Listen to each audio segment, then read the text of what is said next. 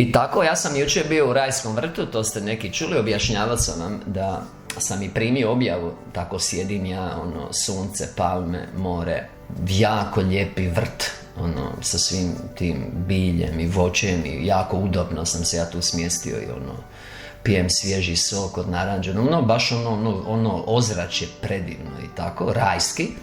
Tu sam najprije primao objavu o tome da je očev plan da mi za nas ostvarimo svrhu našeg života, osim u paru. Znate već postanak 1, 26 do 28 i onda možete sve dolje postanak 2, pa imate sve do 17. stiha. Završno sa upozorenjem i 16. i 17. stiga i svakog stabla vrtu možeš jest, ali sa stabla spoznanja dobra zna nemoj jest u dan koji ideš zacijelo ćeš umrijeti. To je završno, tu završava.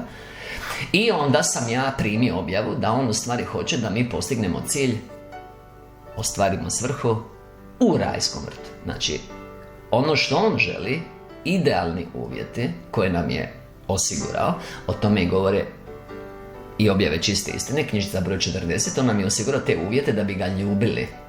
Tko to ne razumije jer nema ljubavi.